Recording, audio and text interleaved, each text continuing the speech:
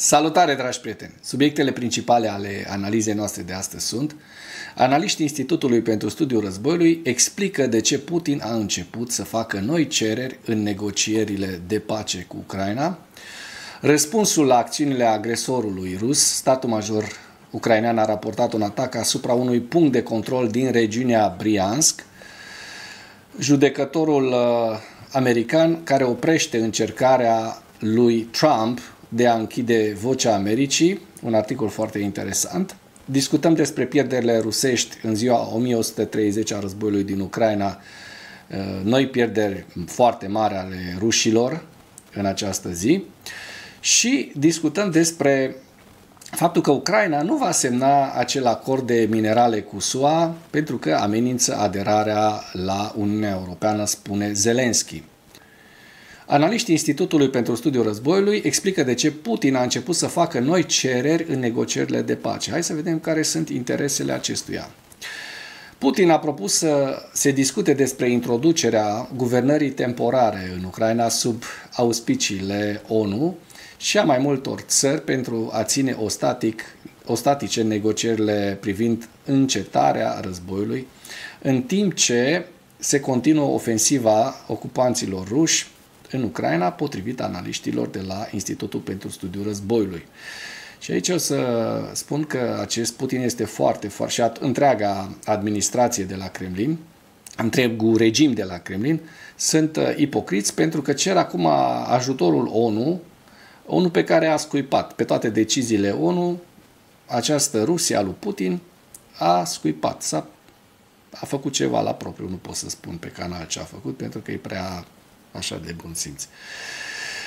După cum notează analiștii, noua cerere a lui Putin pentru crearea unui guvern interimar în Ucraina, ca o condiție prealabilă pentru discuțiile de pace, demonstrează modul în care Kremlinul continuă să țină ostatice aceste discuții de pace și încearcă să ceară concesii suplimentare din partea Occidentului după ce s-au făcut progrese în actuale discuții de încetare a focului. De ce vrea Putin să înlocuiască guvernul ucrainean condus de către Volodymyr Zelensky? Păi foarte simplu, pentru că nu au rezultate pe front.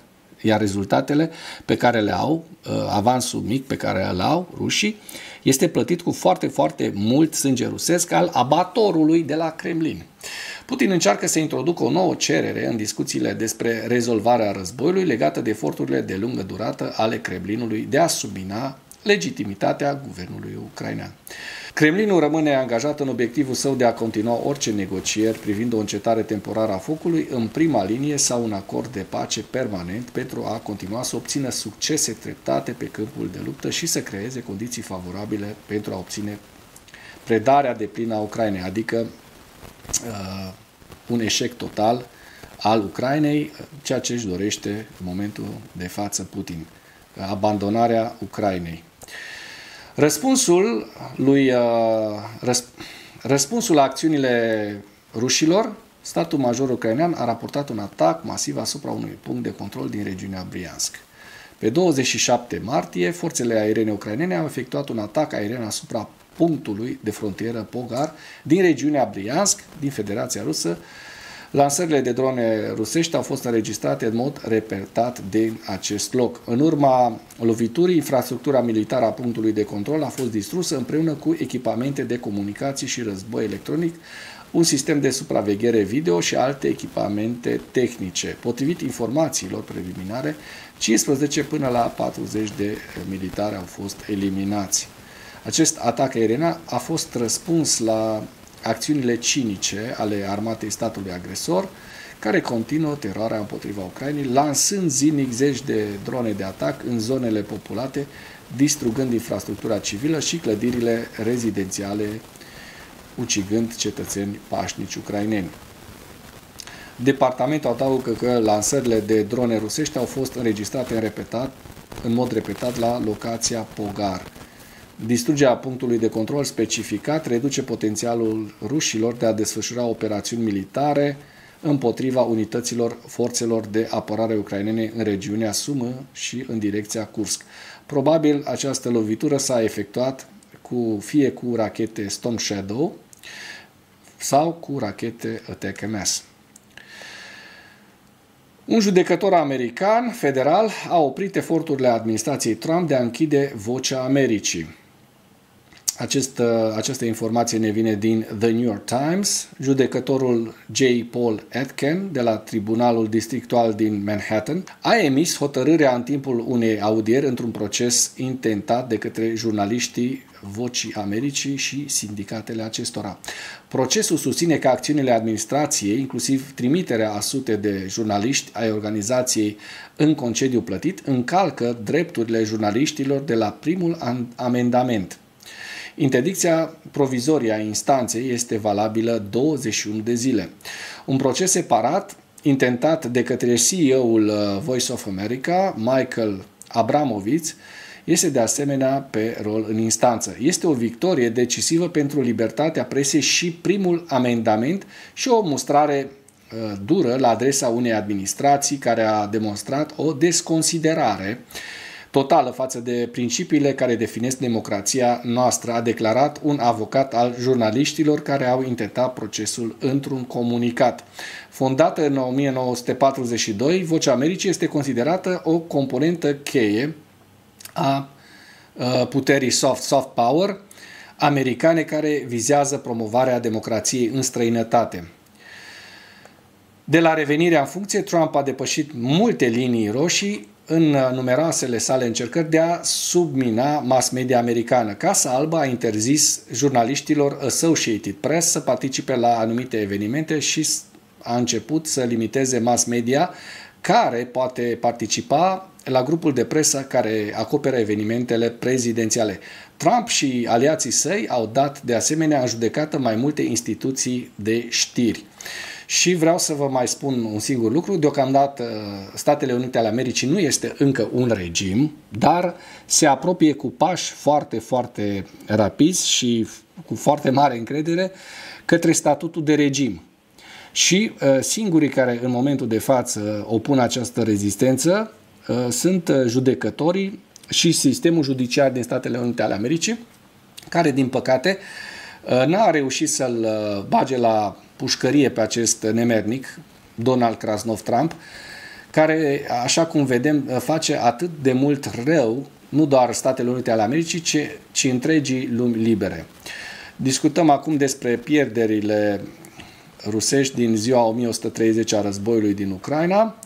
Rușii au avut și în ultimele 24 de ore și astăzi avem să vă prezentăm niște cifre foarte, foarte mari. Rușii au pierdut 1740 de militari, 23 de tancuri, 34 de vehicule blindate de luptă, 64 de piese de artilerie, un lansator de rachete și 3 mijloace de apărare antiaeriană. Și aici aveți lista cu pierderile integrale ale Rusiei în războiul din Ucraina. Bun, mergem mai departe. Să vedem ce zice Zelensky. Ucraina nu va semna un acord de minerale cu Statele Unite ale Americii dacă amenință aderarea la Uniunea Europeană. Și un articol foarte, foarte interesant, pentru că știm că americanii au trimis în Statele Unite un acord mizerabil, un acord care nu doar că încearcă să subjuge economic Ucraina, ci și atentează la independența și suveranitatea ucrainenilor. Lucru pe care, bineînțeles, că Zelensky și Ucraina nu îl vor accepta. Ucraina nu va semna un acord de minereuri cu SUA dacă își amenință aderarea la Uniunea Europeană, a declarat președintele Zelensky ieri 28 martie. Declarațiile lui Zelensky au venit la o zi după ce au apărut detalii despre un nou presupus proiect al unui acord între Kiev și Washington.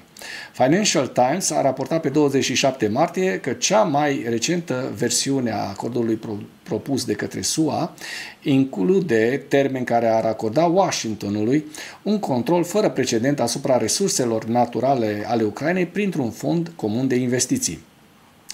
Ziarul online ucrainean Pravda Europeană, Adevărul European, a raportat că acordul poate contrazice aderarea Ucrainei la Uniunea Europeană din cauza restricțiilor severe care afectează suveranitatea economică a Ucrainei. Deci, în momentul de față, Statele Unite ale Americii sunt precum Rusia, doar atât că n-au trimis trupe încă, și sper să n-ajungă în acel mod să trimită trupe în Groenlanda, să ocupe Groenlanda, pentru că discursul și toate acțiunile lor politice sunt de aceeași natură, revizioniste, de extrema dreaptă, fasciste de-a dreptul.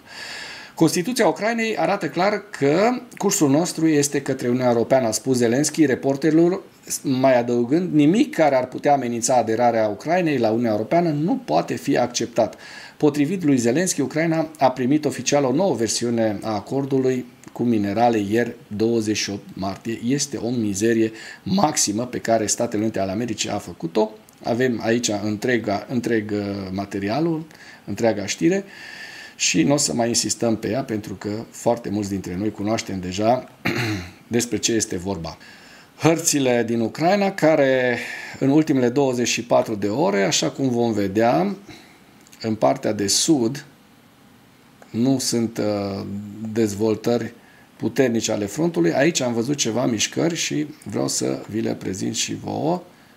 Da? Este vorba despre această zonă la nord-est de Pokrovsk, unde rușii au reușit să obțină un avans mic de în jur de 1 kilometru pătrat. Această bucată de teritoriu pe care o vedeți în imagine.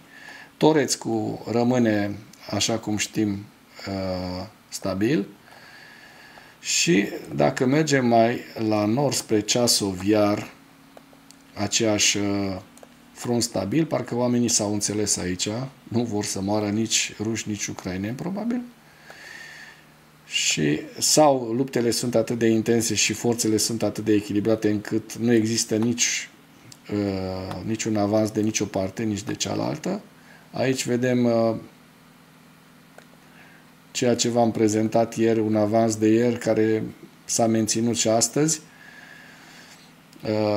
la est de Nove și la nord, așa cum se poate observa, nu au existat mari avansuri rusești, decât acest, la fel, 1 kilometru, maxim 2 km pătrați, de care vorbim, de care putem să vedem în această imagine. În Vovchansk nu au fost înregistrate fluctuații ale fronturilor și rămân aici această hartă a Kurskului, în care, așa cum v-am spus și zilele trecute, frontul a fost stabilizat începând cu 25, 26, 27 martie, nu au existat avansuri de nicio parte. Evaluarea campaniei ofensive rusești pentru data de 28 martie în viziunea Institutului pentru Studiul Războiului, o avem aici, și principalele știri. Putin își intensifică din nou eforturile de a prezenta actualul guvern ucrainean ca fiind ilegitim și incapabil să se angajeze în negocieri de pace pentru a pune capăt războiului din Ucraina. Putin și-a reiterat cererea pentru eliminarea cauzelor fundamentale ale războiului din Ucraina ca o condiție prealabilă pentru un acord de pace, o referire la cerințele inițiale de război ale Rusiei, care contrazic direct eforturile SUA, europene și ucrainene de a obține o pace justă și durabilă a războiului. Rușii nu vor, ei vor pierde războiul și așa se va opri războiul. Când Rusia intră în faliment și în colaps economic sau când se termină abatorul. Da, abatorul e mare și nu o să se termine în curând.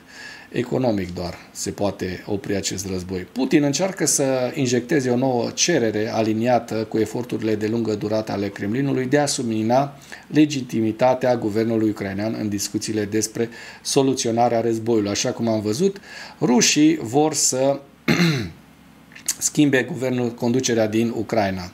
Ucraina care este stat independent și suveran și potrivit tuturor reglementărilor internaționale, rușii în această zonă din hartă, așa cum se vede, au ocupat un teritoriu care nu este al lor, un teritoriu care nu este recunoscut internațional ca fiind un teritoriu rusesc.